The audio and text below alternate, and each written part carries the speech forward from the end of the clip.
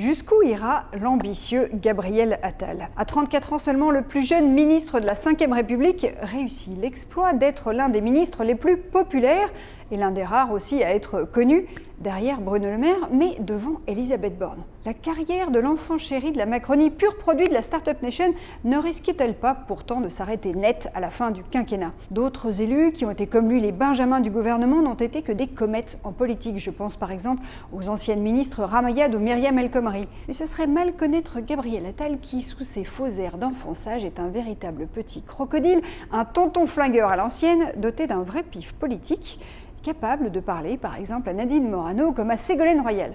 Pendant le premier quinquennat d'Emmanuel Macron, il a construit toute sa notoriété au poste de porte-parole du gouvernement où il est devenu, pour les Français, le visage de la Macronie, en particulier pendant la période du Covid. Et il fait maintenant ses classes à Bercy au budget, poste très convoité et très exposé qu'ont occupé avant lui Alain Juppé, Laurent Fabius ou Nicolas Sarkozy.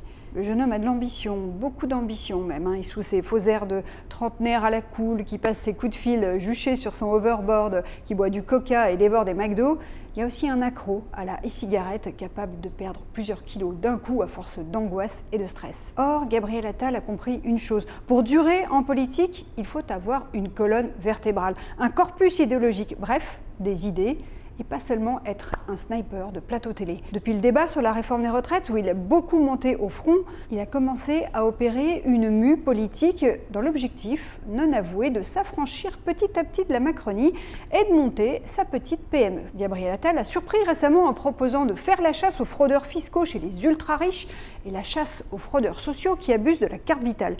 Ce faisant, il a pris un risque, assumé d'égratiner son image beaucoup trop lisse avec des propositions au canon, populistes, disent même ses détracteurs.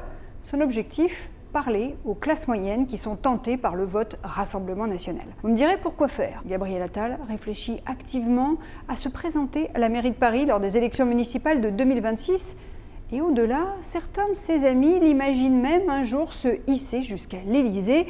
Quand il était au lycée, ses copains le surnommaient déjà le président, parce qu'il parlait tout le temps de politique. Et en classe de terminale, ses camarades avaient réalisé un photomontage de lui, inspiré de la photo officielle de Georges Pompidou dans la bibliothèque de l'Élysée.